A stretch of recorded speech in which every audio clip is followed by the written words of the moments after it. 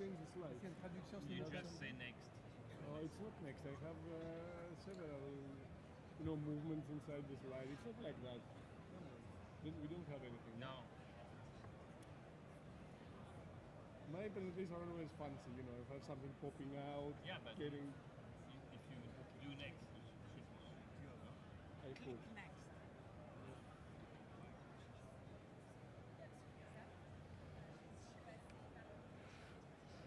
Bien, bonjour tout le monde, bon début d'après-midi. Nous allons commencer avec cette conférence sur les données scientifiques. Donc, comme vous pouvez le voir, j'ai réuni le gratin européen sur le sujet. Donc, nous allons avoir une première intervention de Konstantinos Farsalinos qui va nous présenter les cas de désinformation sur la VAP. Ensuite, Jean-François Et nous parlera de la théorie de la passerelle. Et pour finir, Riccardo Polosa nous brossera toutes les améliorations de santé qu'il a pu observer avec la VAP. Donc nous allons faire cette conférence en anglais, ça sera plus simple. Jean-François a préparé aussi ses diapos en anglais. Donc si vous avez des soucis de compréhension, il y a des cases de traduction. Et puis quand cette vidéo sera retransmise, elle sera sous-titrée. So, thank you, gentlemen, for coming. And maybe we will start with you, Konstantinos, and you will talk about this information about vaping. Yeah. Thank you very much, Jacques. It's a very long subject, unfortunately, because we have so many things to say. So we can start the presentation. Next. Next. So as you are seeing over the years, we have a very big progress in terms of publications related to e-cigarettes. This is just using the term e-cigarette or electronic cigarette. If you use other terms, you will find much more. So you see that even in 2012, we have very small number of presentations, of publications, but after that, there is a huge growth. So next. The research is basically three areas, chemistry, toxicology, clinical. I'm not, of course, including the population studies, which are not related to safety. Next. So I'm going to start with a well-known study about aldehydes and hidden formaldehyde in electronic cigarette aerosols, which was presented as something as a revelation, something we didn't know. But in reality, as you can see in the next slide, it is something that we knew since 2013. So Gonjevich in 2013 reported the findings of aldehydes in e-cigarette vapor, and at very low levels, of course. Next. In 2014, another study by the same group, they said that voltage settings are also affecting aldehyde emissions. Next. But the main problem with the New England Journal of Medicine letter was that they mentioned that the risk attributed to formaldehyde is 5 to 15 times higher from e-cigarettes compared to electronic cigarettes.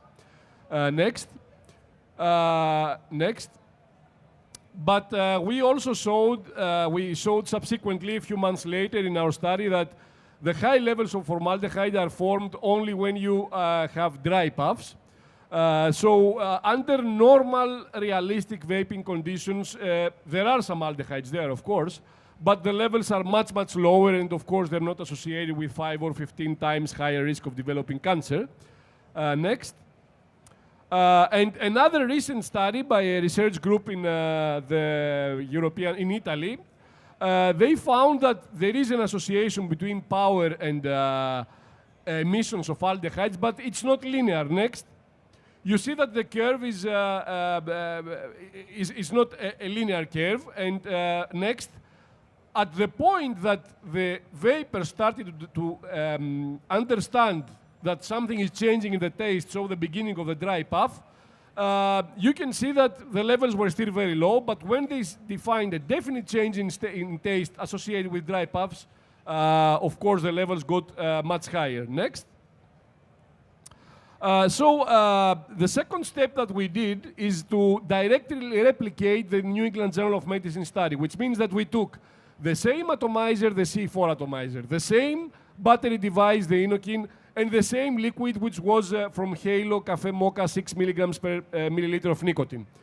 The thing that we did differently was that we recruited vapers, and we asked them to test this setup and tell us at which voltage the dry puff phenomenon started to occur. So we told them to take 10 puffs at 4 seconds duration with 30 seconds inter-puff interval. We gave them different voltage settings, but we were covering the screen of the device, so they didn't know at which voltage setting they were using the device. And we asked them to report when they would stop using the device because they have detected the dry puff phenomenon. We gave them to test at 0.2 volt differences, which is very low. And of course, after that, we identified at the voltage point at which dry puffs were detected, and we made several experiments in the lab at different voltage settings. So we recruited 26 vapors. 8 of them identified dry puffs at 4 volts, 15 at 4.2, and 3 at 4.4. So 88% of the participants identified dry puffs at 4.2 volts or less. So for them, the upper limit of normal use was 4 volts, and 4.2 was the initiation of the dry puffs. Next.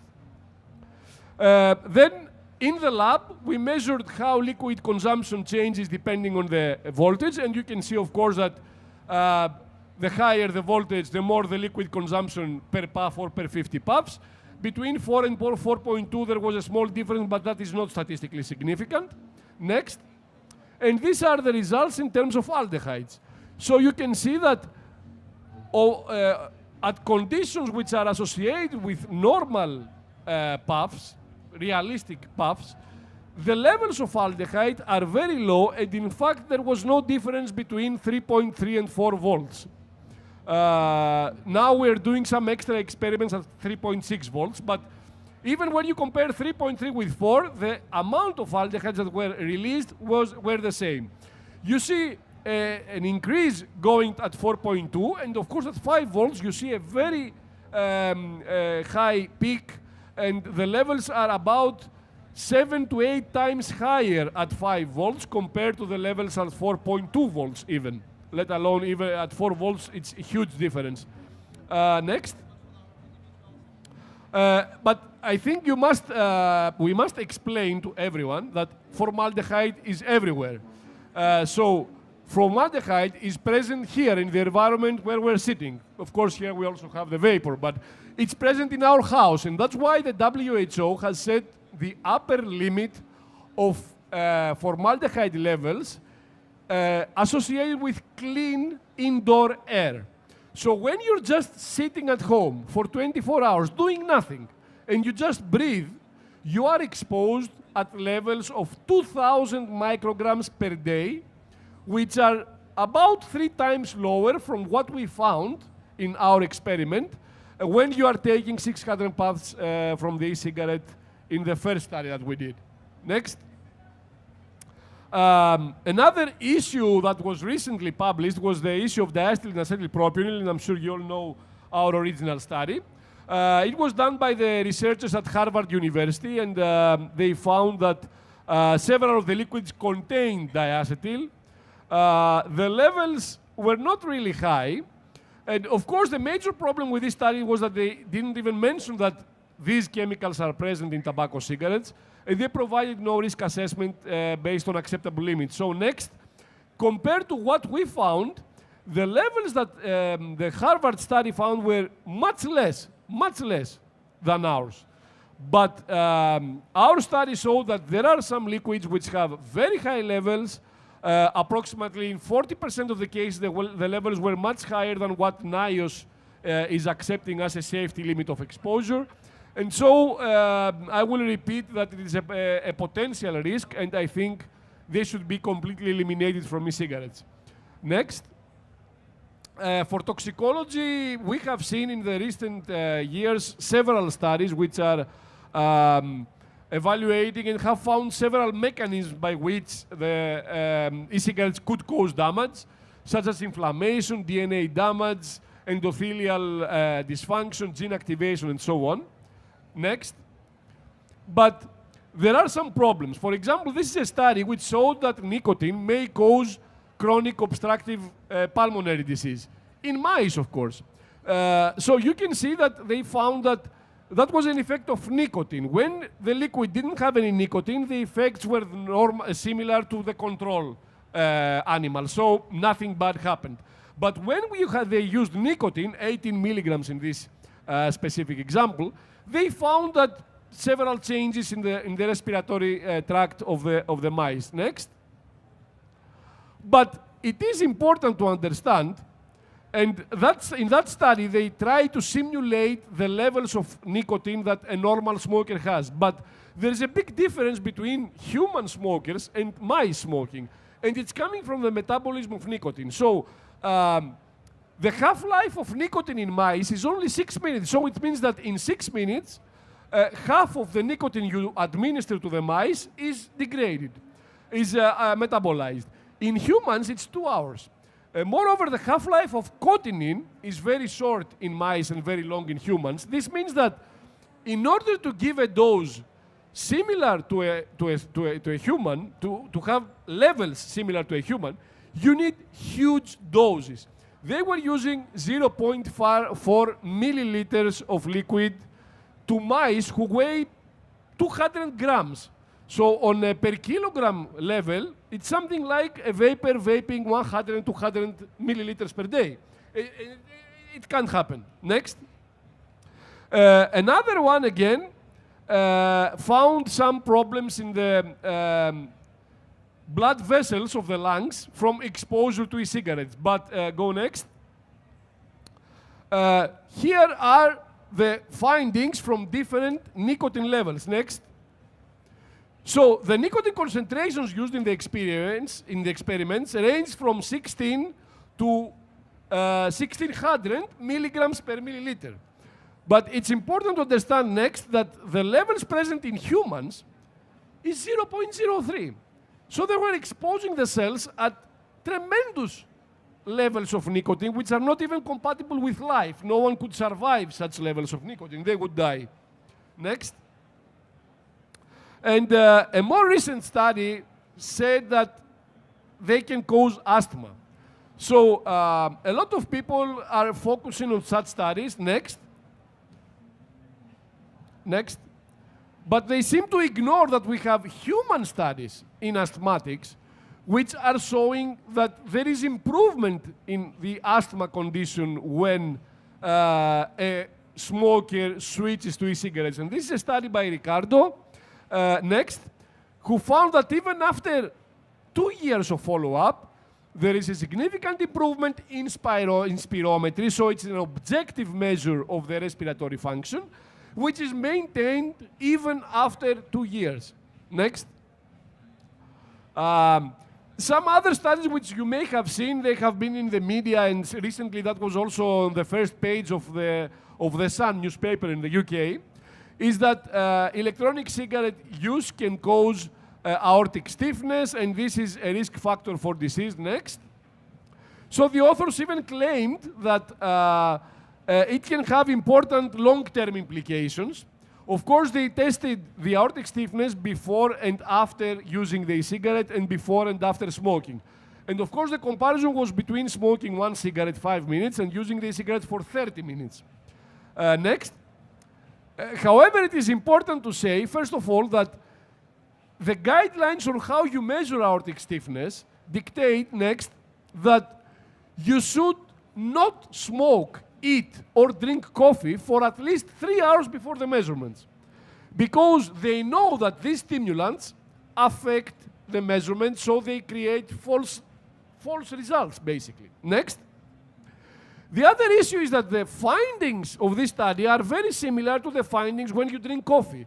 So in this study, they asked people to drink coffee with or without caffeine.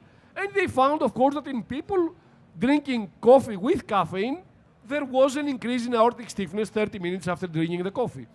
Of course, you know that this is an acute effect, but caffeine is not a risk factor for heart disease. Next.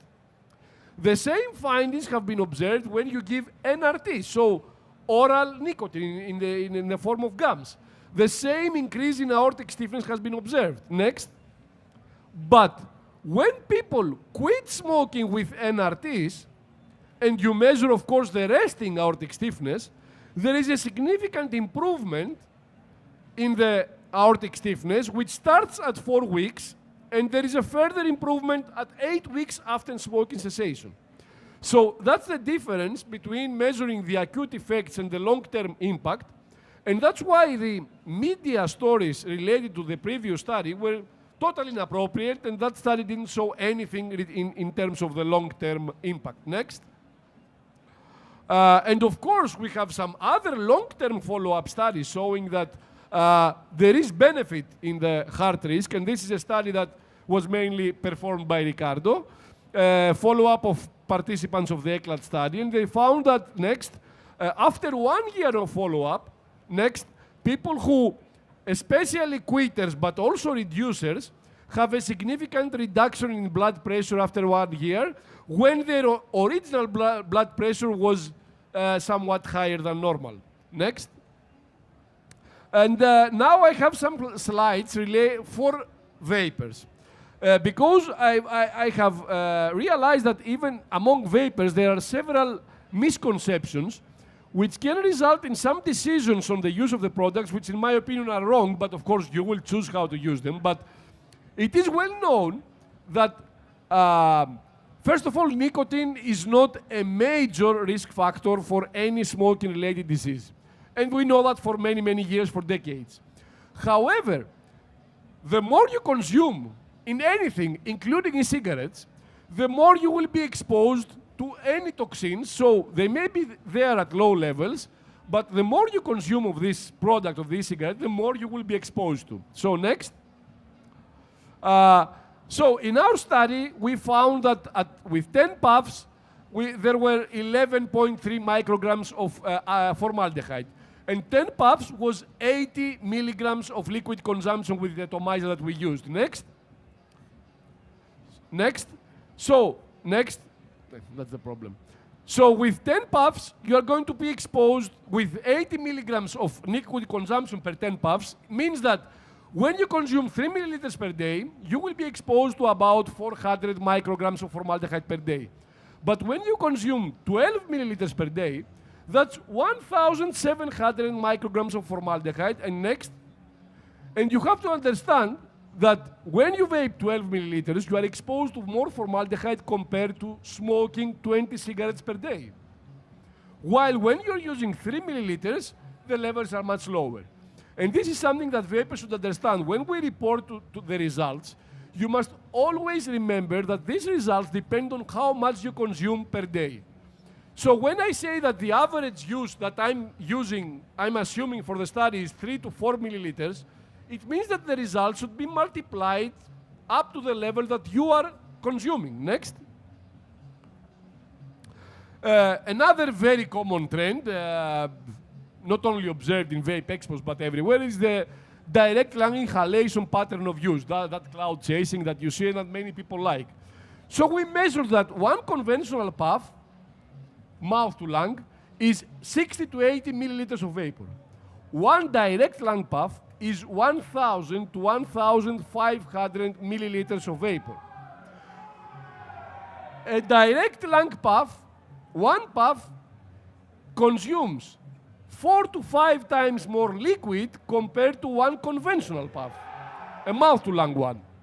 So, and another issue is that if you want to vape with the direct lung inhalation pattern, you must use low nicotine levels because you know it's very irritating and you start coughing. So, by definition, you have to lower your nicotine levels in the liquid, and this increases liquid consumption. Next. So, you need to remember that it is the amount of exposure which means the dose, which means the consumption, which defines toxicity. The nicotine levels are of no worries, and in reality what you are doing is that you are reducing the nicotine levels, but you are increasing the consumption, so basically you're doing nothing because you get the same amount of nicotine on a daily basis, and Jean-François recently published a study about that. He said that he saw that after 2 years of following up vapers, all the vapers reduced the nicotine consumption, the nicotine concentration, they increased the liquid consumption, and they had the same nicotine levels, which means that they were taking the same amount of nicotine daily. So it's useless, and you are only exposing to yourself to more toxins by consuming more liquid.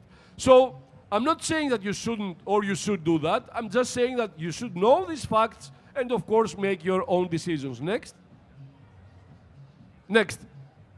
So let's conclude that e-cigarette literature and studies are expanding rapidly, very rapidly, from one year to the next.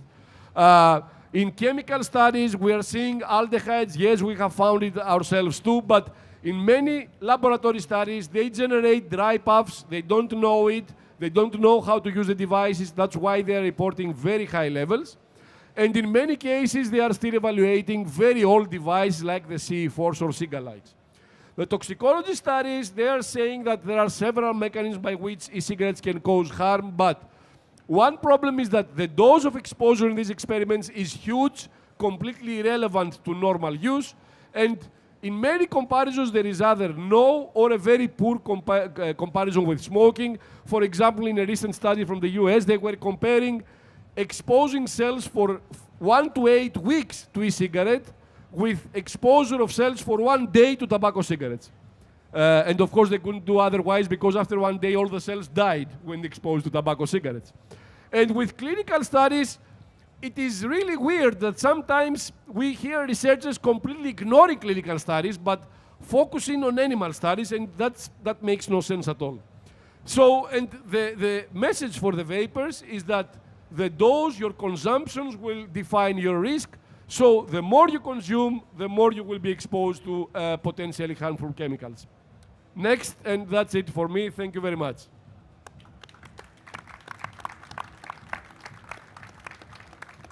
Thank you, Konstantinos. I love it. If you know me, I know I love it.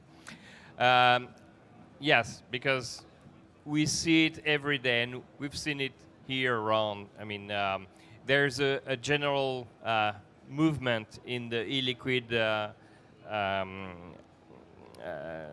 producers and in vapors to lower their nicotine use and the strengths of their e-liquids.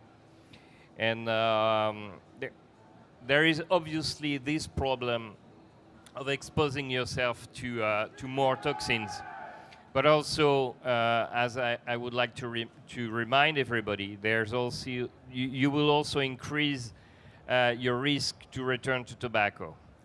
So don't go too fast. Don't slow down too much on nicotine. Nicotine is not harmful in itself. Is there any question from the floor about Konstantinos' presentation? No? Yes, Florence.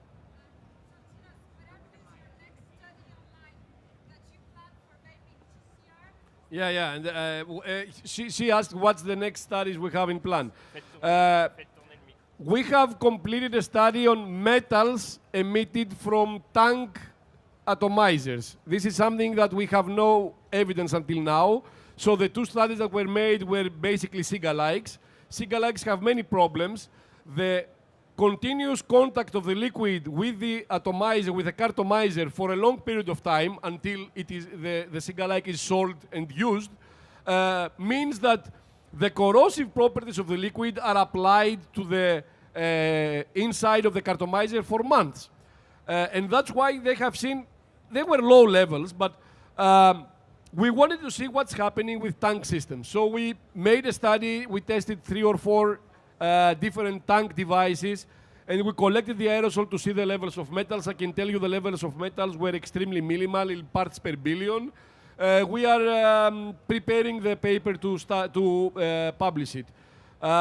We are doing some studies on aldehydes right now, and I don't know if it's of interest to you, but we have also completed a protocol study on the new product that has come out from a tobacco company from PMI, the IQOS, which has been mispresented as an electronic cigarette, but it's not.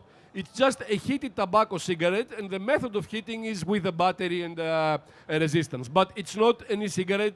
There is no liquid. You introduce something that looks like a very short cigarette into the device. The device looks like an ego battery, of course, and it is just heated instead of lighting it with a lighter. So there are more projects coming out. We recently published the Eurobarometer study. We now have an analysis of the current daily e-cigarette users in the Eurobarometer. We are writing it. We have written it together with Jacques. It's going to come out. We have several projects, so it's basically both safety and population effects. Thank you, Konstantinos. Any other question? Oui. Je peux poser la question en français? Oui, vas-y.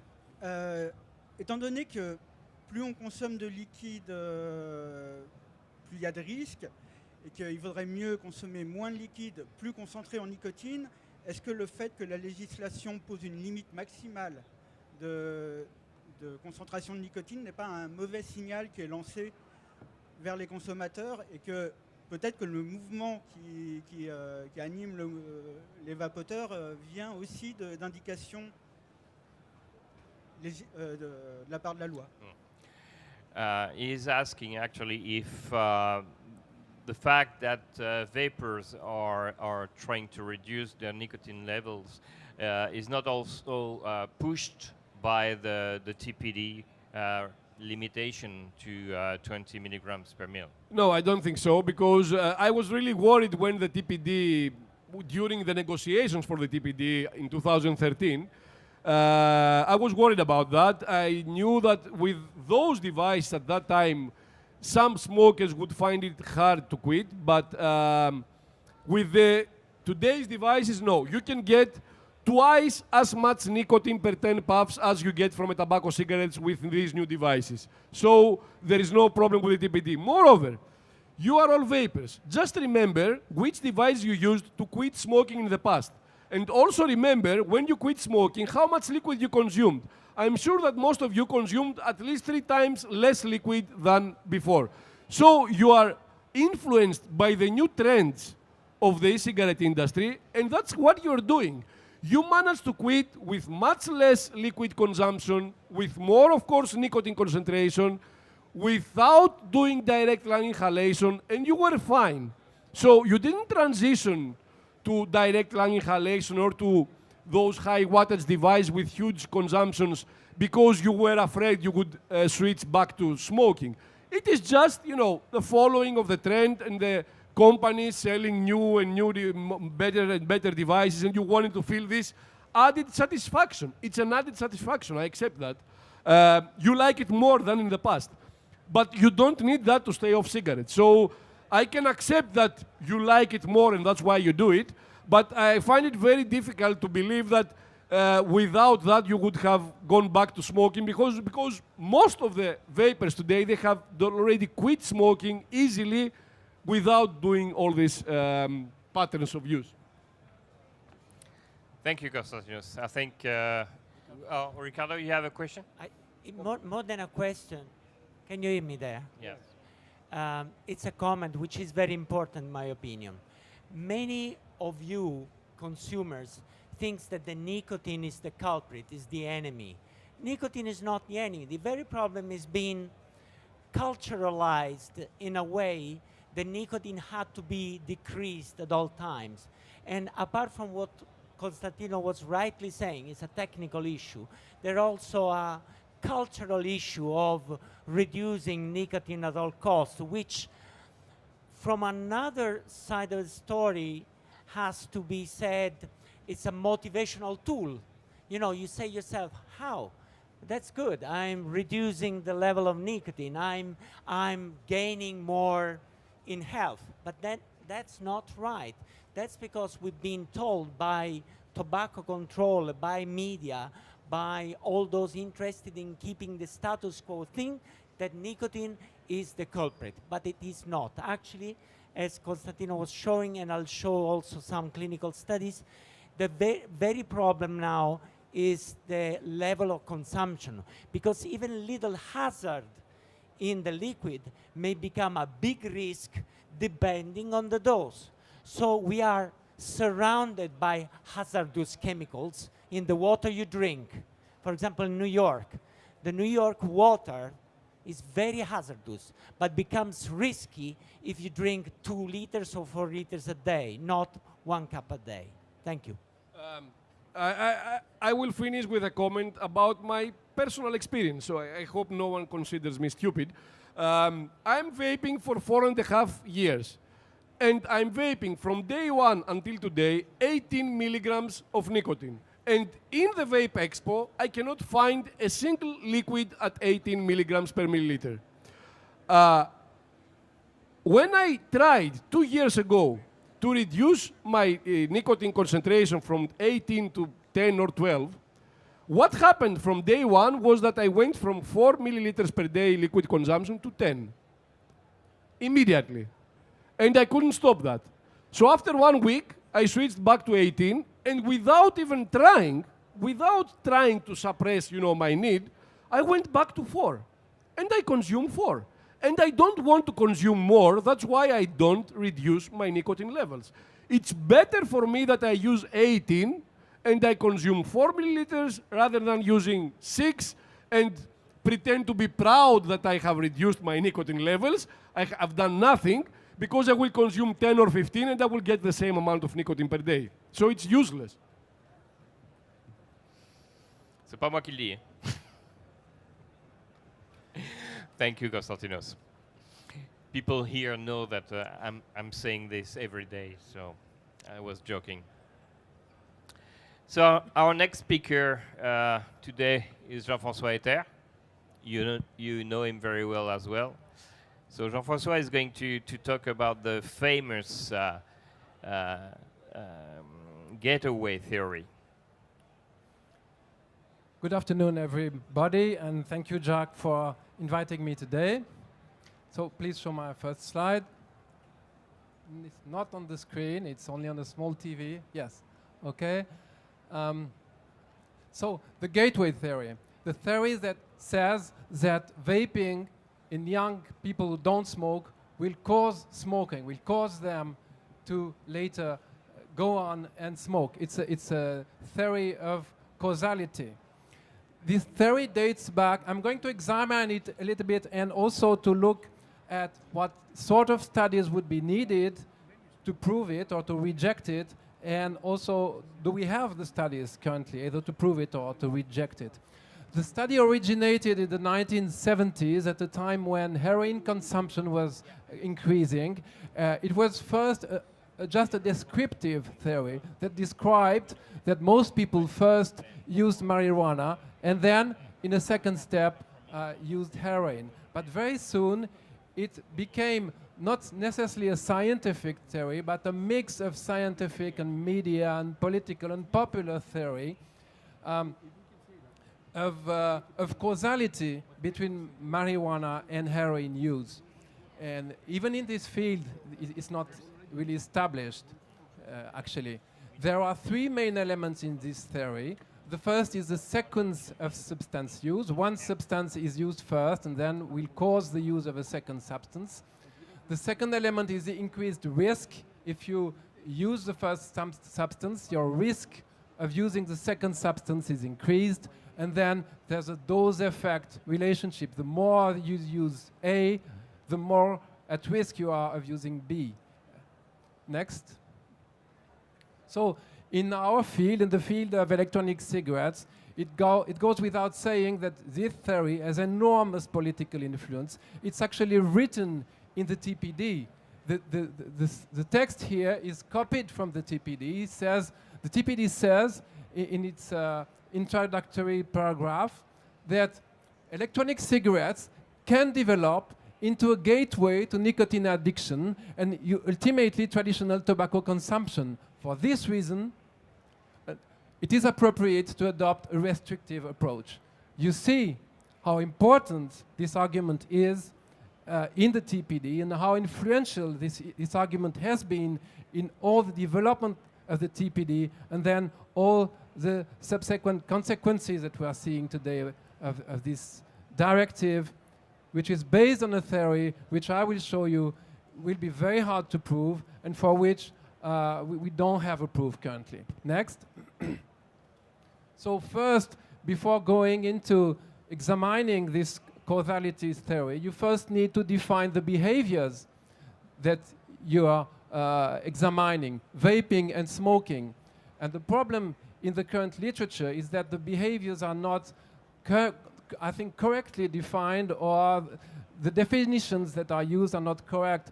Certainly, every use of an e-cigarette is not satisfactory as a measure of vaping, because the theory is not very plausible if just a single puff or a single episode would be sufficient in the theory to cause smoking. Past 30-day use is also used a lot as a predictor variable. It's not satisfactory either because experimentation is probably not enough. And also nicotine content is not always reported. It should be reported because you have a couple of studies from the US which show that young non-smokers who vape or who try a few puffs of an e-cigarette, most of them do not use nicotine-containing liquids. They use non-nicotine liquids. So the theory is less plausible if people, if vaping non-nicotine products would cause smoking. It's not impossible, but less plausible. Also, I think that regular smoking should be the outcome of choice, not just a few puffs. And also, much of the time you see that vaping predicts not smoking in these studies, but proxy measures of behaviors like intention to smoke or susceptibility to smoke. Well, these studies are not satisfactory because they derive from a faulty specification of the model. These things, intention to smoke and susceptibility to smoke, are in fact predictors of both things, of nicotine use in any form, so they cannot be used as outcomes. Next slide. So let's examine whether the theory fulfills criteria of causality. Half a century ago, an epidemiologist who had an enormous influence, in particular for establishing the link between smoking and cancer, a British scientist called Austin Bradford Hill, established 9 criteria to establish causality. A causes B if the strength of the association between A and B is strong enough. If the association is very weak, then you don't have a very strong theory. Also, the results should be consistent across different trials, different investigators, different types of populations. The link should be causal, specifically. I'm sorry it's a bit theoretical, but I think it's quite important to go through these points in order to be able to either accept or reject this theory. I mean, the theory should be specific. Other things than vaping in our case should not be the cause of smoking. There should be temporal precedence. Vaping should precede smoking, come before it. The cause should come before the effect.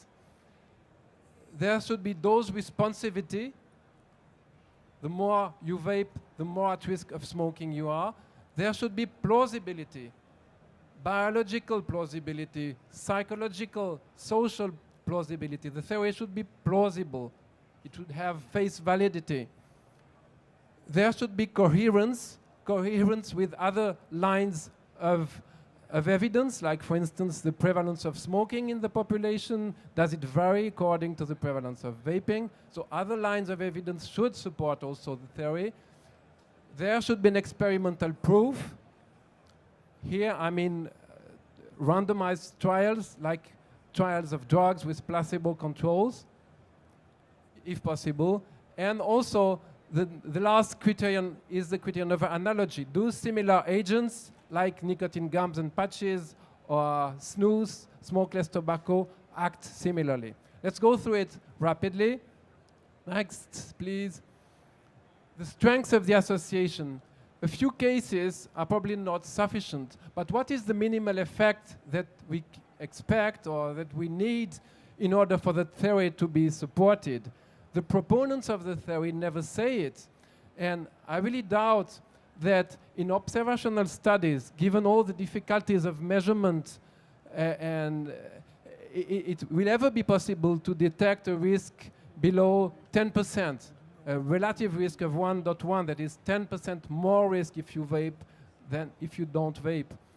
And such small effects are very difficult to detect. And in addition, because the vaping prevalence in youth who don't smoke is very low, if you add a small effect like this one, because it's probably a small effect, in total, you are likely to have a not very important, significant public health problem. Next.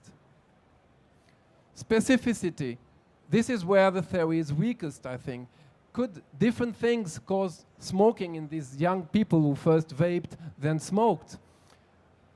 Well, certainly there's a propensity to use nicotine in any form in these young people. There's a common susceptibility to both vaping and smoking caused by social influences, family and friends who smoke, or personality traits like risk-taking or novelty-seeking, or weaknesses or psychiatric diseases. We know that people use substances, including nicotine, in order to self-medicate their psychiatric symptoms or genetic factors. So you have a range of susceptibilities, liabilities, that could explain the entry in both vaping and smoking. And a very important point, I think, to make and understand is that the two behaviors that we are examining are very, very close to each other. We are examining nicotine consumptions.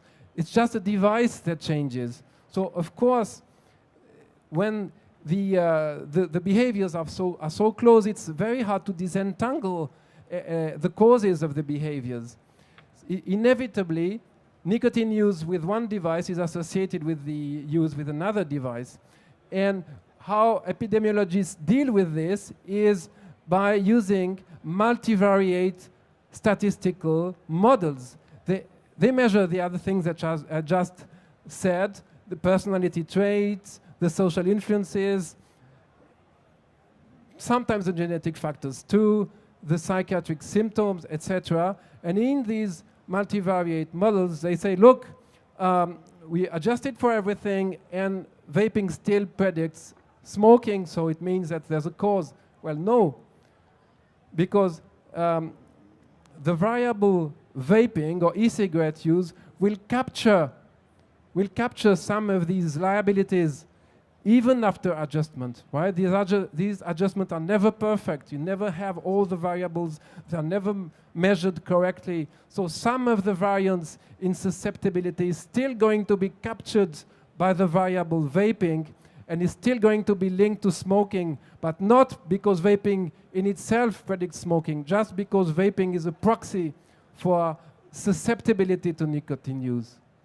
Okay? It's a very, very important point to understand in order to counter these claims of vaping predicts smoking after adjustment, thus it causes smoking. No, it doesn't cause smoking because vaping is a proxy measure for all the liabilities and the confounding factors. You see? It's so close to smoking, and the measure of personality, social influences is never perfect and never comprehensive, so you still capture much of these variances just with the vaping variable. Okay, next slide. And, well, again about specificity, well, there's a competitor here. the common liability theory, the theory that says that people vape and smoke because they have susceptibilities, weaknesses, or liabilities. They are liable to vape and smoke because they have these characteristics I just said.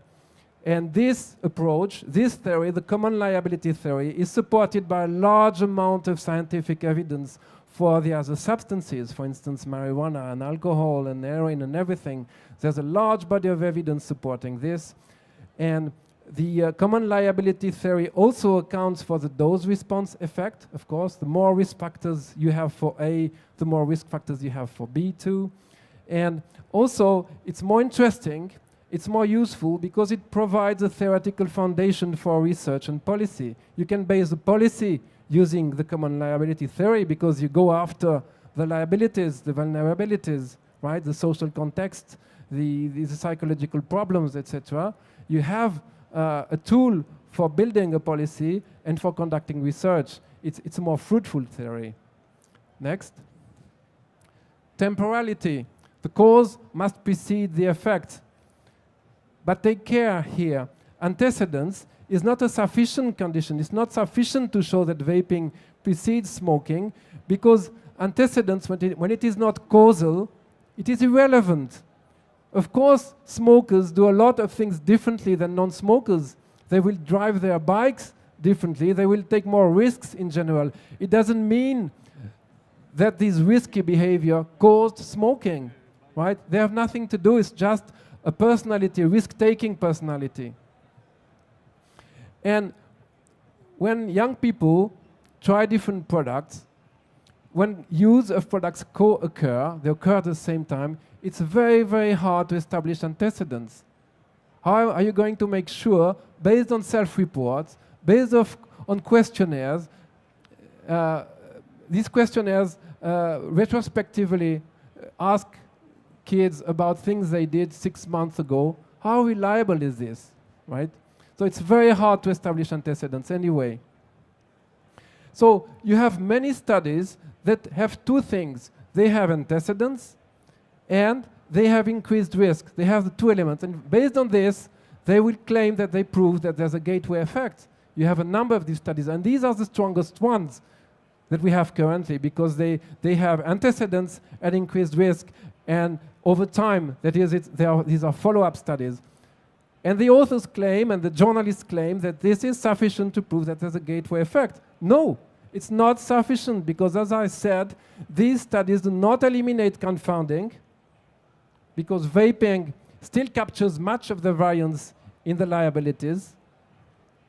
And also, these theories do not eliminate doubts about the plausibility of the theory. And this is my next point. Is the theory plausible? Next. The problem with the gateway theory is that it is circular.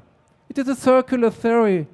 You know, the stage is identical to the drug, right? Nicotine use is seen as the cause of nicotine use. Nicotine use in e-cigarettes is seen as the cause of nicotine use in cigarettes. So this theory does not specify a caused progression between the stages, contrary to many other stage theories in psychology and child development. It's just a circular theory that is not very fruitful. It doesn't have much value for the discovery of new facts. In fact, if you look at the data, of course, smoking usually precedes vaping in most kids. They first smoke, then vape. You have few kids who first vape, then smoke. This, I think, is a solid fact against the gateway theory because, well, what is observed is exactly the contrary. It contrasts very much with the gateway theory originally from the 1970s, which said that a drug was, like heroin, was too scary or too difficult to obtain. You first had to use marijuana, and then you graduated to be able to use heroin, right? It's not at all the case here. So the fact that the temporal sequence is reversed is a solid fact against the theory, I think. Next. And also about plausibility. Why would people who chose to vape rather than smoke suddenly change their mind and start to smoke nevertheless? Well, perhaps because they got addicted to nicotine.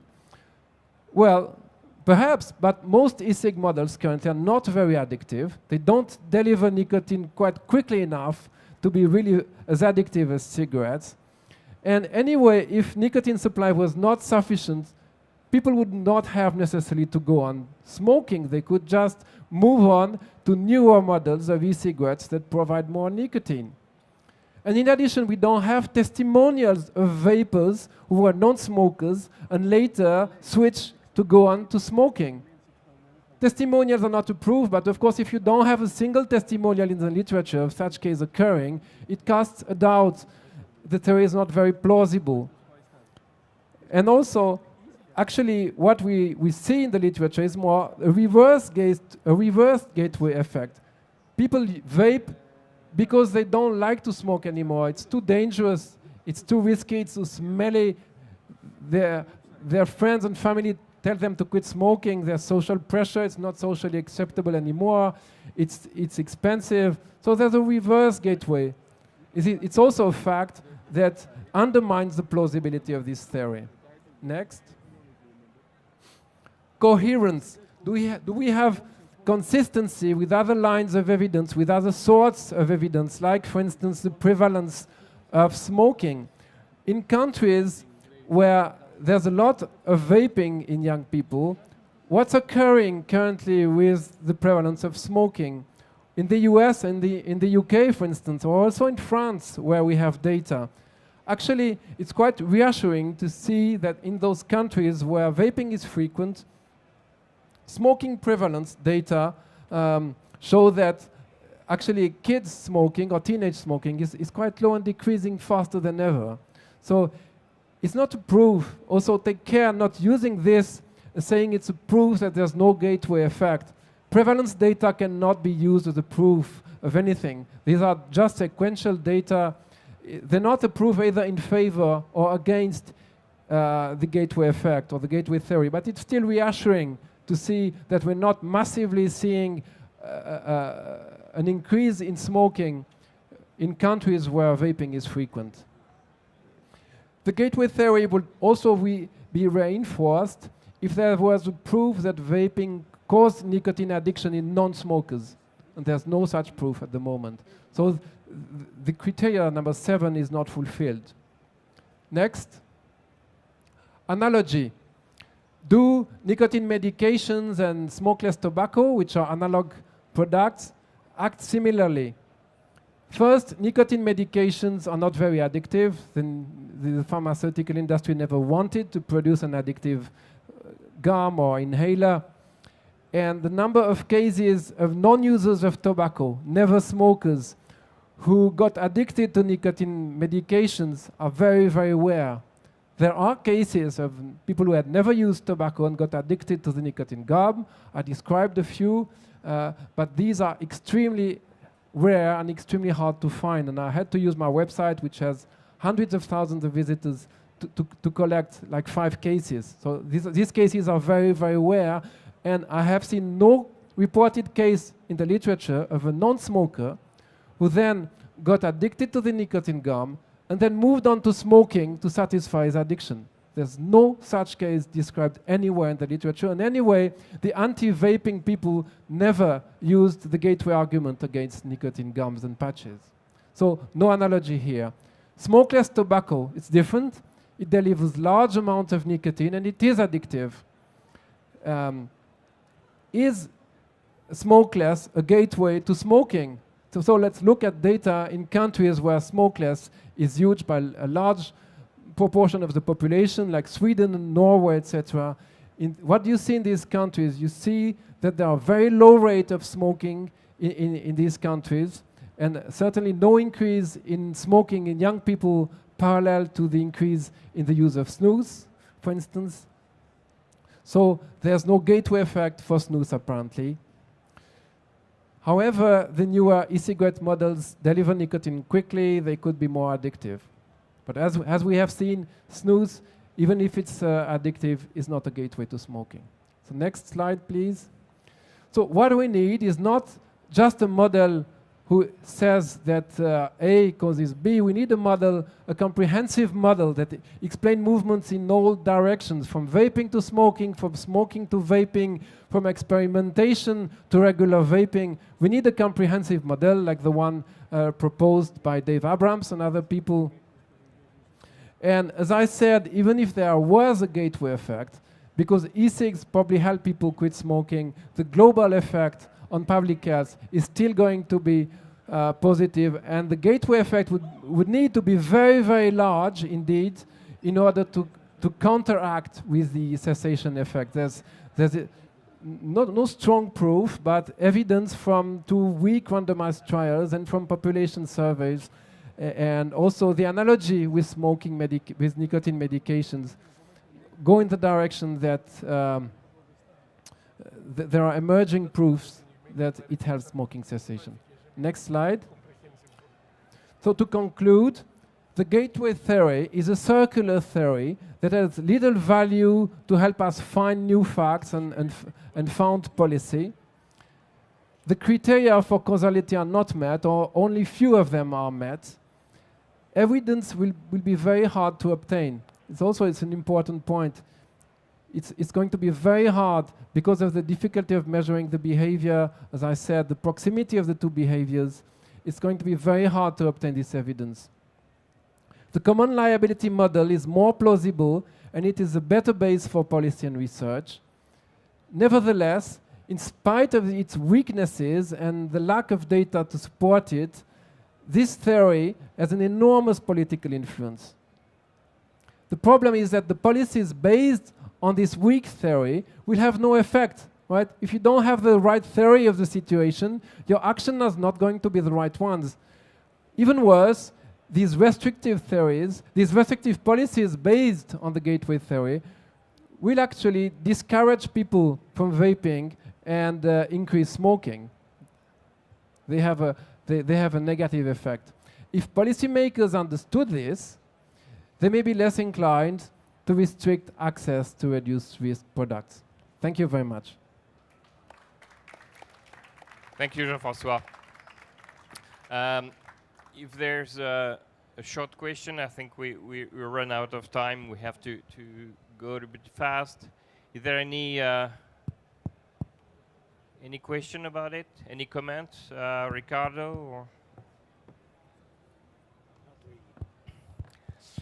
I want to say it was an excellent, although quite technical presentation. Basically, Jean-François wants to say that it's not simply, I started today using the e-cigarette, and because tomorrow I'm smoking, that this means that the e-cigarette is a gateway. To prove the gateway theory, you have to prove that this person would have never smoked in any other circumstance if e-cigarettes didn't exist, that this person became addicted to e-cigarettes, not just tried it once or twice, and this addiction was the cause for going from e-cigarettes to tobacco cigarettes. There are so many factors, and none of the studies which are supposed to show a gateway effect, none of the studies are showing this. First of all, the two main studies which are supporting such statements in the media, they asked whether someone has ever used an e-cigarette. They didn't even ask whether nicotine e-cigarettes were ever used. So, by definition, the question was inappropriate. You have to ask if someone was a daily user of nicotine-containing e-cigarettes. And even if you ask that, still, there are so many factors that Jean-François mentioned, which makes it impossible, and in my opinion, it's even implausible. It's impossible to ever prove that there is a gateway, because you have to prove that it's the e-cigarette which caused this, and not, for example, the tendency of someone to inhale something, because he just wants to inhale something. If I want to take a drug, obviously I will start with a drug that I find easier access, and that's marijuana, for example. I will not go to heroin immediately. Probably, in a situation where there were no restrictions on e-cigarette sales, probably for a youngster who wants to inhale something because that's his tendency, that's his character, he will find it easier to buy a cigar-like compared to tobacco cigarettes, which he cannot buy because of the rules. So maybe he will start by using an e-cigarette, but it doesn't mean that it was the e-cigarette which caused the transition to smoking. And I think that's what we should clarify, that we must find a causal link, that it's the cause, the e-cigarette is the cause for this transition. And there is absolutely no data on that, so there is no evidence of a getaway to smoking effect. I need your presentation. Thank you, Konstantinos. Just to clarify on that, the gateway theory is totally destroyed by looking at the smoking rates in a country where electronic cigarette is being widely adopted. If you look at the data, you know, the idea of smoking, of gateway theory, is that the uptake of smoking is higher. But if you look at the statistic, at the epidemiology in UK, for example, or USA, the evidence is actually the opposite. The smoking prevalence is going down. So no gateway theory. It's gateway out of smoking, not in smoking.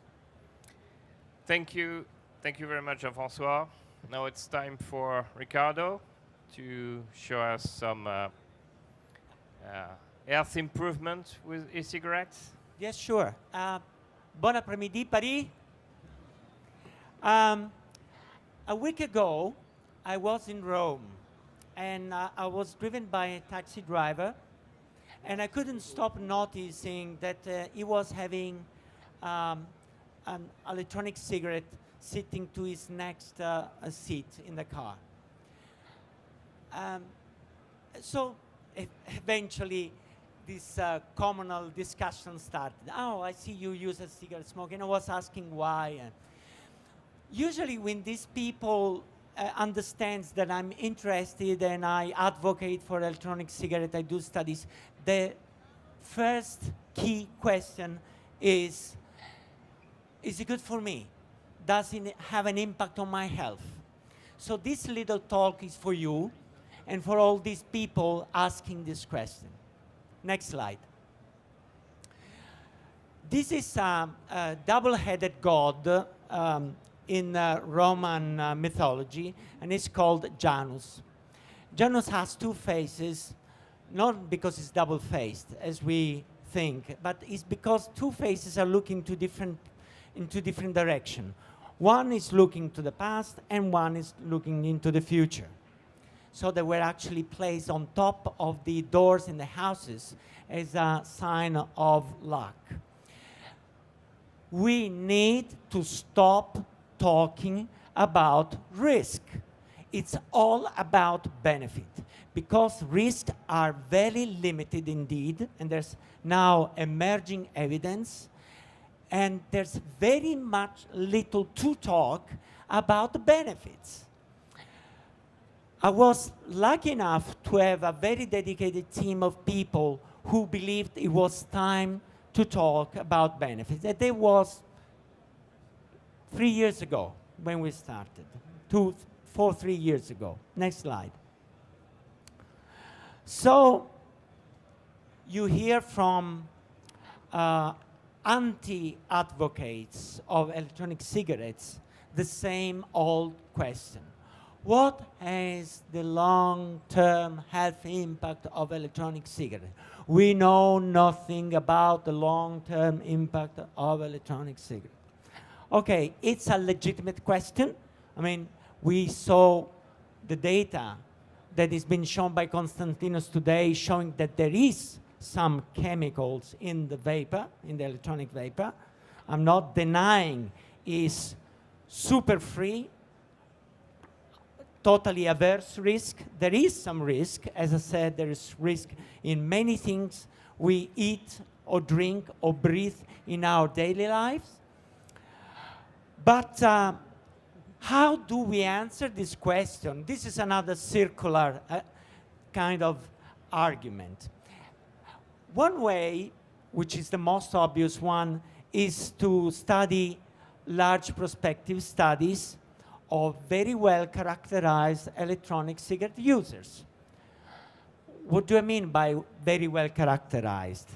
Very well characterized means that because all of you before being a vapors, were smokers, you already have a damage in your body that is not, in some cases, not even stopping after you quit smoking. It's just slowing down, but it's progressing.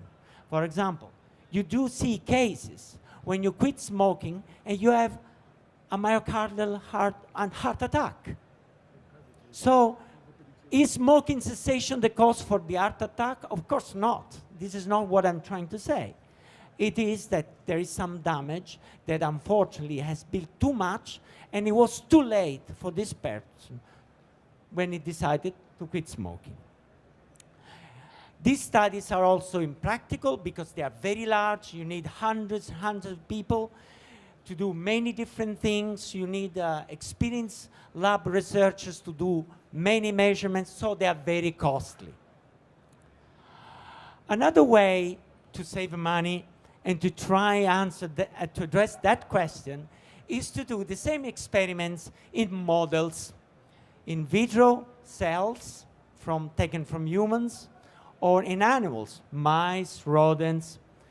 I'm not going to waste my time talking about in vitro data or animal data, because also Costantino has clarified a few points. Most of these studies are totally irrelevant to the daily condition of a vapor. And many of these studies are greatly flawed and with irrelevant protocols and irrelevant details, which do not apply to the realistic situation of vapors' daily life. Next. So what do we do?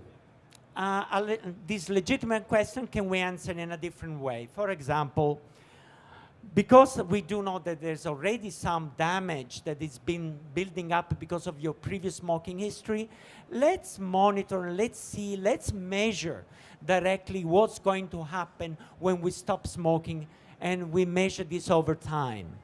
This is simple, this can be done. It's not that expensive. Can be done in healthy subjects with very sensitive measures, and can be done with people, ex-smokers who now vape, with pre-existing diseases, with more sound and validated, less sensitive measurements. Next. I'm not going to talk about acute studies. Costantino has already explained that acute studies are never predictive of what's going to happen in the future. Next. So I will start with next cardiovascular system. Just to next slide. Next. Next. Okay. Take-home message of this slide is, if you have high blood pressure and you switch to vaping, it is very likely, especially if you quit completely smoking, so if you're becoming an exclusive vapor, you may very well decrease the systolic blood pressure if this was high at the baseline, at the time you were taking up the vaping lifestyle. So this is number one. Next. What happens if you have a full-blown disease? What happens if you have hypertension? Let's have a look at the next slide. Next. So, first of all, if this is a study that was carried out in an outpatient clinic. So, from the case notes, we knew that these people were using electronic cigarettes. And we decided to select these patients with hypertension only because in their notes it was stated, at least on 2 subsequent visits, that they were regular daily vapors. So what happens in regular daily vapors with hypertension? They quit smoking. You can see that. The consumption of tobacco cigarettes goes down to 20-25 cigarettes per day to down to 5, 4, and even 3 at 12 months, okay? Of course, there are some dual users, so not everybody is quitting all the cigarettes. And that's the reason why you still have a residual tobacco consumption from conventional cigarettes. Next one. Systolic blood pressure. What happens in these very same people? With the closed circles, you have a control group of hypertensive patients who keep on smoking. So if you have hypertensive smoker who keeps on smoking and uses vape and keeps on smoking, and is hypertensive, hypertension doesn't reduce itself. It stays stable. But if you do switch to smoking, you will see that already at 6 months and significantly by 1 year after switching, you will reduce the average systolic blood pressure by here, 10 millimeter mercury, which is more than you can achieve with a single antihypertensive drug. Next. I think from a clinical and practical point of view, it's more important to understand what is the overall control of your blood pressure. We distinguish good control from bad control. I'm not going to get into the technicalities of classifying good control from bad control. All I really like to tell you, vapers, is that if you switch vaping and you have hypertension, you will increase the level of good control from 20% to about 45%. So that means the double of these hypertensive patients improve their control of blood pressure by switching to vaping. Isn't it about enough about benefits? Okay, let's move on next. Next.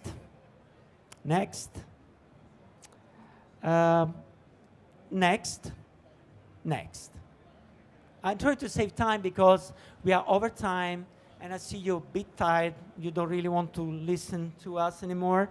But this is a very important point. All of you know that if you quit smoking, you put on weight. That's universally established, okay? And of course, even if you quit smoking by switching with electronic cigarette, as you can see here, open squares, you will put up some weight. However, what I would like to emphasize here are 2 points and 2 only. First off, look at the y-axis. The level of change is ridiculously low. It's about 3 or 4% from baseline. That means that if you weigh 50 kilo, it's going to be 52.5 kilo at most. That's enough. That is about what you put on during Christmas holiday, and you're going to lose it back again. So this is very little indeed. How this compares with the post-cessation weight gains in the medical literature? Next slide. Next. Okay, in the literature you see the blue bar. The black bar was the study I was illustrating you before from people who switched to electronic cigarette. And you will see clearly that if you quit smoking by other means, for example, cold turkey or medications, whatever, you will put on a quite important amount of weight. If you switch to vaping and you quit smoking, you will see that the amount of post-cessation weight gain is not as much, and by the time you reach 1 year post-cessation, it tends to decrease. My interpretation is these people are not putting too much weight. They're motivated by the fact they're not putting too much weight, and they start exercising, so they lose even more weight. Next one. Next one. Next one. So little note about respiratory system. Constantino was illustrating one of my studies on asthma. The reason why I was studying asthma, apart from the fact that I love studying patients with asthma, because this is my main field of action, of interest, is because asthmatics have very twitchy airways. It takes cold air from the Alps. Can you imagine anything more clear, safer than clean air from the Alpine mountains? No, but it causes asthma attacks.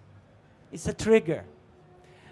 So that's the reason why I was studying asthmatics, because it's a good model to show whether exposure to e-vapors will bring asthma attack. I'll talk about this in 2 minutes. Here, just showing that people who quit smoking are improving some measures of spirometry. You know, this, you blow into a tube and you measure your lung function in general by quitting.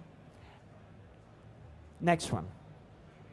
And of course, you all know that if you switch to vaping, you improve your health status, you feel better, you can exercise more, many symptoms, respiratory symptoms will disappear. This is basically demonstration that cough will tend to disappear by 1 year after switching. Next one is about, you know, shortness of breath. Next one.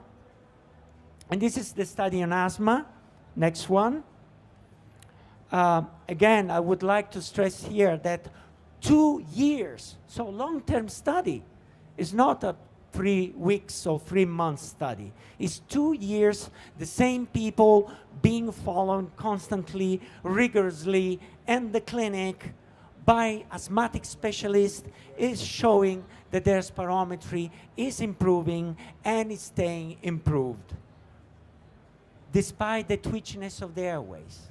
And the level of improvement, which seems little, less than a can of Coke, 100 mLs, is actually very high when compared to bronchodilators that they take. The average improvement from a bronchodilator is about 80 to 100 mLs. Next one. Next one. These are all the different items, different measurements that you can derive from the spirometry readouts. And they are all very positive, and they stay positive for up to 2 years in very sensitive people with very twitchy airways. Next one. This is quality of life, and you see quality of life tend to improve. Higher number, worse quality of life. Lower numbers, better quality of life. Next one. And this is, I think, a very important point, asthma exacerbation. One of the problems with asthmatics is that they suffer from regular exacerbation. Okay? In this particular study, these were mild to moderate asthmatics. For ethical reasons, we had to study mild to moderate and not severe asthmatics. Mild to moderate asthmatics have little exacerbation in a year, 1 or 2 exacerbation in a year. So it's very difficult to make improvements on 2 exacerbation in a year. However, when we took those who had frequent exacerbations in a year, which means more than 2 exacerbations in a year, and who switched to vaping, we could see that 50% of them improved the level of exacerbation, respiratory exacerbation. We also follow up 2 who relapsed back into smoking. And those 2 who relapsed back into smoking had recurrence of respiratory exacerbation. Next one. Next one. And next one. This is my take-home message, again, with the God. The trick here is minimize the risk. We had a very good and instructive discussion and debate about limiting lung inhalation, because this is one way of minimizing the risk. And second, maximizing the benefit. We should start talking more about the maximization of the benefit. And maximization of benefit is not just what I'm talking about. It's about innovation of the products, making more studies about toxicology, integrating toxicology with innovation of the products so that we know how to lower the level of toxicants.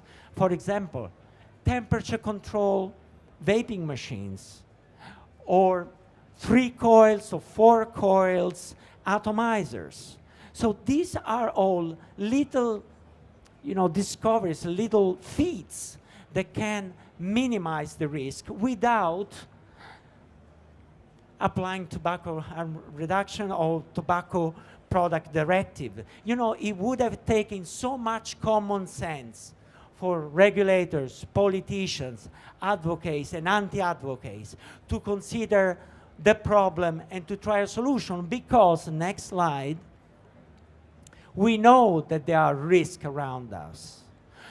And we know that an electronic cigarette is a highly innovative product compared to tobacco combustibles. The good old conventional cigarettes cannot innovate. They tried all means. They tried genetic modification of the tobacco plants in order to reduce the number of nitrosamines and other toxicants. No success. They just throw down the bin billions of dollars in research. But electronic cigarette is an electronic product and can be innovated. We just need more information. And the information, instead of being used to demonize the cigarette with implausible risk, needs to be used to finance research to try to find a way how to counteract these risible risks and to maximize benefits. Next. Okay, this is my final 2 slides. It's about 2 long-term vapers who have never smoked. So these are rare breed, white flies, okay? And which we followed for up to 4 years in the clinic, constantly. And these are that high-resolution CT scans that we took a few months ago from 2 of them. I don't want to show 12 CT scans. And I can tell you, these are normal. The high-resolution CT scan is the most sensitive thing that you can use to measure initial defects in the lung of these individuals. I cannot tell you whether they were using DA or PA. Okay, I just need to double ask and double check. But I can tell you for sure that these people were using, on average, across these 4 years, 4 to 6 milliliter of liquid. So, okay, so this is a message for you. Don't be obsessed with the level of nicotine. Consume more nicotine, but reduce the volume of liquid you are inhaling, because this is very important. Next one. Merci beaucoup.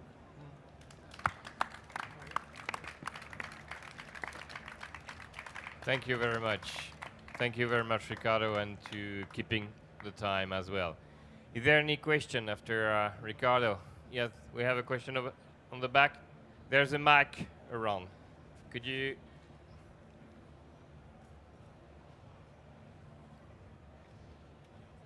Yes, do you have an idea of a CT scan of a smoker for 4 years? Smoker before use? Ah. Oh. That's an excellent question, but it would be really unethical. Can I just take 14 years old to the clinic and asking about their smoking and see whether they have changes in their CT scan? That would be very difficult to do. Of course, that would be the ideal control, because the options are probably I'm not going to show anything on their CT scan. So I haven't shown anything on my CT scan either. Or I can start showing some little defects there. However, we are going to follow up these people for as long as we can in our clinic. But your question is very important. It would be very nice to have people to compare with, and we can't. You realize it's very difficult, because usually when you start smoking, you are in the 14 to 20 age range. And it would be extremely difficult to identify those people. I should go to the schools and asking, is anybody of you just started smoking? Can come to the clinic and I'll do some CT scans? That would be extremely, extremely difficult, but ideally. The reason why we did this study was very simple. In 2013, we launched a collaborative project with the local vape shops, which was called then Vape Shop Study number 1, because now we completed a nationwide Vape Shop Study number 2. Okay, in the Vape Shop Study number 1, the salesperson and the owner of the vape shops was helping us collecting the data, you know, scientifically. They had ECO monitor and so far. And we were collecting all their consumption, their use, and so forth. We also ask for these people. Do you have in your collection of clients people who have never smoked in their life and yet they are starting vaping? And out of 10 shops, we collected 19 non-smoker vapors. Obviously, over 4 years, we lost many of them. All I can tell you, none of them, and this is for you, Jean-Francois, none of them started smoking, so no getaway. D'autres questions dans la salle? No, I need to make a comment before the next question on that. Because I've witnessed on the internet, even on YouTube, some people presenting some chest x-rays, saying that, look how clean the chest x-ray is, or how bad it was before, and so on. That's totally unreliable. Don't even look at that. The chest x-ray can show different things depending on how much radiation I'm going to administer to the patient. I can create in the same person the same chest x-ray, which is going to be white all over or black all over. It is meaningless. The CT scan is completely different from a chest x-ray, but still, and probably that's what you implied, and I agree, that doesn't mean that vaping is safe. It's too early to short a period of time. CT scan is a very high resolution image, of course, but it doesn't mean that if you are a vapor of 10 or 15 years, nothing's going to happen. At least it's saying that for this period of time, nothing has happened to them and they were never exposed to smoking before. I think it would be more interesting to have a CT scan to those people who were long-term smokers and have switched to vaping after a period of time.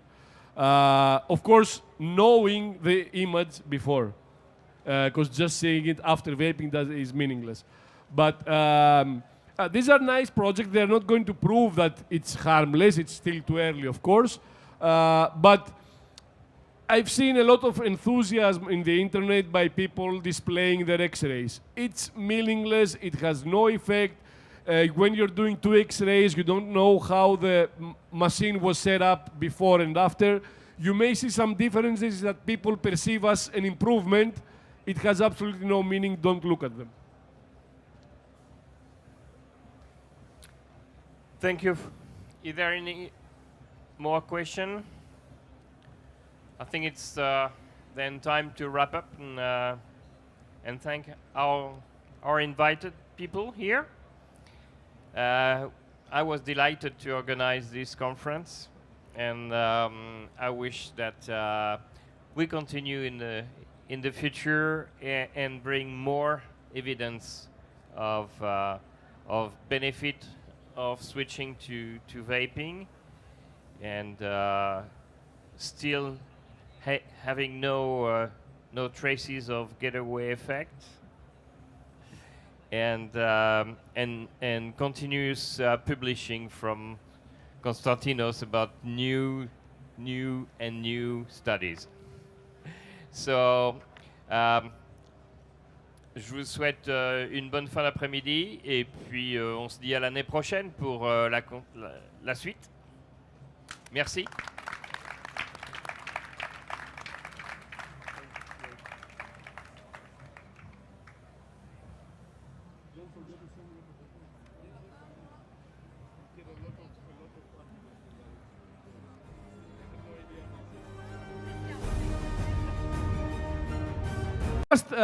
We must explain to everyone that formaldehyde is everywhere. So formaldehyde is present here in the environment where we're sitting. Of course, here we also have the vapor, but it's present in our house, and that's why the WHO has set the upper limit of formaldehyde levels associated with clean indoor air. So when you're just sitting at home for 24 hours doing nothing, and you just breathe, you are exposed at levels of 2,000 micrograms per day, which are about 3 times lower from what we found in our experiment when you are taking 600 puffs from the e-cigarette in the first study that we did. Next. Another issue that was recently published was the issue of diacetyl and acetylpropionyl, and I'm sure you all know our original study. It was done by the researchers at Harvard University, and they found that several of the liquids contained diacetyl. The levels were not really high. And of course, the major problem with this study was that they didn't even mention that these chemicals are present in tobacco cigarettes, and they provided no risk assessment based on acceptable limits. So next, compared to what we found, the levels that the Harvard study found were much less than ours. But our study showed that there are some liquids which have very high levels. Approximately in 40% of the cases, the levels were much higher than what NIOSH is accepting as a safety limit of exposure. And so I will repeat that it is a potential risk, and I think they should be completely eliminated from e-cigarettes. Next. For toxicology, we have seen in the recent years several studies which are evaluating and have found several mechanisms by which the e-cigarettes could cause damage, such as inflammation, DNA damage, endothelial dysfunction, gene activation, and so on. Next. But there are some problems. For example, this is a study which showed that nicotine may cause chronic obstructive pulmonary disease. In mice, of course. So you can see that they found that that was an effect of nicotine. When the liquid didn't have any nicotine, the effects were similar to the control animal. So nothing bad happened. But when they used nicotine, 18 milligrams in this specific example, they found that several changes in the respiratory tract of the mice. Next. But I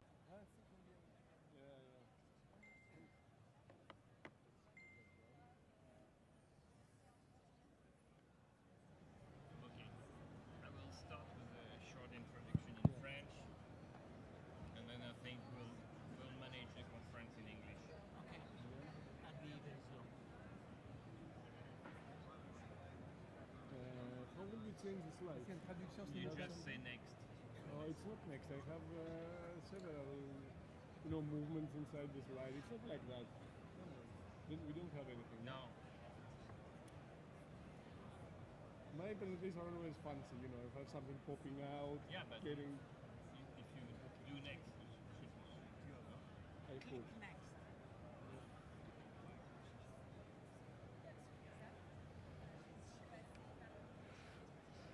Bien, bonjour tout le monde, bon début d'après-midi. Nous allons commencer avec cette conférence sur les données scientifiques. Donc, comme vous pouvez le voir, j'ai réuni le gratin européen sur le sujet. Donc, nous allons avoir une première intervention de Konstantinos Farsalinos qui va nous présenter les cas de désinformation sur la vape. Ensuite, Jean-François Et nous parlera de la théorie de la passerelle. Et pour finir, Riccardo Polosa nous brossera toutes les améliorations de santé qu'il a pu observer avec la vape. Donc nous allons faire cette conférence en anglais, ça sera plus simple. Jean-François a préparé aussi ses diapos en anglais. Donc si vous avez des soucis de compréhension, il y a des cases de traduction. Et puis quand cette vidéo sera retransmise, elle sera sous-titrée. So, thank you, gentlemen, for coming. And maybe we will start with you, Konstantinos, and you will talk about this information about vaping. Yeah. Thank you very much, Jacques. It's a very long subject, unfortunately, because we have so many things to say. So we can start the presentation. Next. Next. So, as your need is to directly replicate the New England Journal of Medicine study, which means that we took the same atomizer, the C4 atomizer, the same battery device, the Inokin, and the same liquid, which was from Halo Cafe Mocha, 6 milligrams per milliliter of nicotine. The thing that we did differently was that we recruited vapers, and we asked them to test this setup and tell us at which voltage the dry puff phenomenon started to occur. So we told them to take 10 puffs at 4 seconds duration with 30 seconds interpuff interval. We gave them different voltage settings, but we were covering the screen of the device, so they didn't know at which voltage setting they were using the device. And we asked them to report when they would stop using the device because they have detected the dry puff phenomenon. We gave them to test at 0.2 volt differences, which is very low. And of course, after that, we identified at the voltage point at which dry puffs were detected, and we made several experiments in the lab at different voltage settings. So we recruited 26 vapors. 8 of them identified dry puffs at 4 volts, 15 at 4.2, and 3 at 4.4. So 88% of the participants identified dry puffs at 4.2 volts or less. So for them, the upper limit of normal use was 4 volts, and 4.2 was the initiation of the dry puffs. Next. Then, in the lab, we measured how liquid consumption changes depending on the voltage, and you can see, of course, that the higher the voltage, the more the liquid consumption per puff or per 50 puffs. Between 4 and 4.2, there was a small difference, but that is not statistically significant. Next. And these are the results in terms of aldehydes. So you can see that at conditions which are associated with normal puffs, realistic puffs, the levels of aldehyde are very low, and in fact there was no difference between 3.3 and 4 volts. Now we're doing some extra experiments at 3.6 volts, but even when you compare 3.3 with 4, the amount of aldehydes that were released were the same. You see an increase going at 4.2, and of course at 5 volts you see a very high peak, and the levels are about 7 to 8 times higher at 5 volts compared to the levels at 4.2 volts even, let alone even at 4 volts, it's a huge difference. Next. But I think you must see over the years we have a very big progress in terms of publications related to e-cigarettes. This is just using the term e-cigarette or electronic cigarette. If you use other terms, you will find much more. So you see that even in 2012, we have very small number of presentations, but of publications. But after that, there is a huge growth. So next. The research is basically 3 areas, chemistry, toxicology, clinical. I'm not, of course, including the population studies, which are not related to safety. Next. So I'm going to start with a well-known study about aldehydes and hidden formaldehyde in electronic cigarette aerosols, which was presented as something as a revelation, something we didn't know. But in reality, as you can see in the next slide, it is something that we knew since 2013. So Gonjevich in 2013 reported the findings of aldehydes in e-cigarette vapor, and at very low levels, of course. Next. In 2014, another study by the same group, they said that voltage settings are also affecting aldehyde emissions. Next. But the main problem with the New England Journal of Medicine letter was that they mentioned that the risk attributed to formaldehyde is 5 to 15 times higher from e-cigarettes compared to electronic cigarettes. Next. Next. But we also showed subsequently, a few months later in our study, that the high levels of formaldehyde are formed only when you have dry puffs. Under normal, realistic vaping conditions, there are some aldehydes there, of course, but the levels are much, much lower, and of course, they're not associated with 5 or 15 times higher risk of developing cancer. Next. And another recent study by a research group in in Italy, they found that there is an association between power and emissions of aldehydes, but it's not linear. Next. You see that the curve is not a linear curve. And next, at the point that the vapor started to understand that something is changing in the taste, so the beginning of the dry puff, you can see that the levels were still very low, but when they defined a definite change in taste associated with dry puffs, of course the levels got much higher. Next. The second step that we did, it is important to understand, and that's in that study they try to simulate the levels of nicotine that a normal smoker has. But there's a big difference between human smokers and mice smoking, and it's coming from the metabolism of nicotine. So the half-life of nicotine in mice is only 6 minutes. So it means that in 6 minutes, half of the nicotine you administer to the mice is degraded, is metabolized. In humans, it's 2 hours. Moreover, the half-life of cotinine is very short in mice and very long in humans. This means that in order to give a dose similar to a human, to have levels similar to a human, you need huge doses.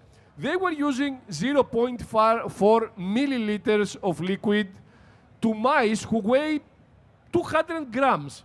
So on a per kilogram level, it's something like a vapor vaping 100 and 200 milliliters per day. It can't happen. Next. Another one again found some problems in the blood vessels of the lungs from exposure to e-cigarettes. But go next. Here are the findings from different nicotine levels. Next.